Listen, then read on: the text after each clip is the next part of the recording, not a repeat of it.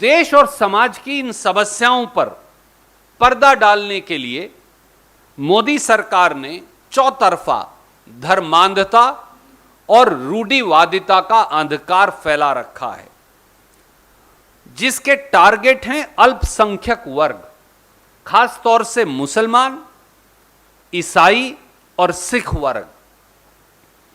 रोज नया हिंदू मुसलमान विवाद पैदा कर देश की आंख पर पट्टी बांधी जा रही है।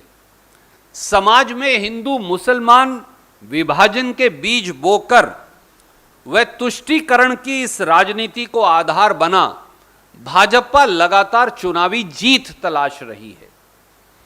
चुनाव में अब तरक्की, विकास, सड़क, स्कूल, शिक्षा, अस्पताल, उद्योग, रोजगार, व्यापार, खेती, बढ़ोतरी ये मुद्दे नहीं रह गए हैं।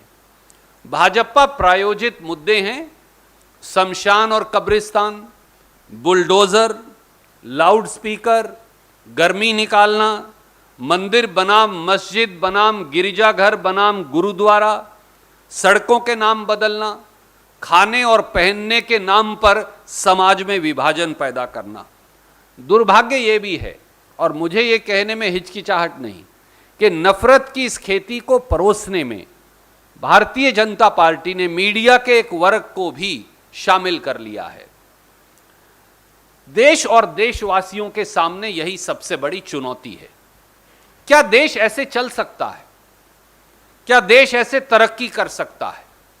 क्या देश ऐसे आगे बढ़ सकता है?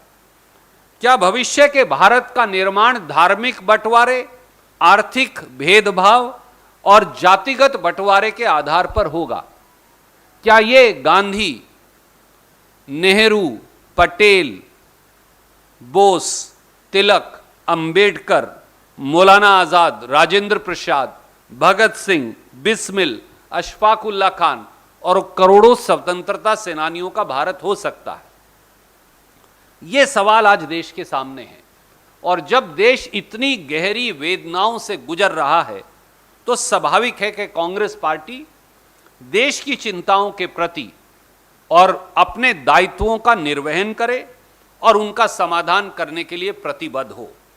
हम जानते हैं कि हमें देश की आकांक्षाओं के स्वरूप अपनी संगठनात्मक क्षमता और अपनी संगठनात्मक कमजोरी दोनों को तरमीम करने की आवश्यकता है।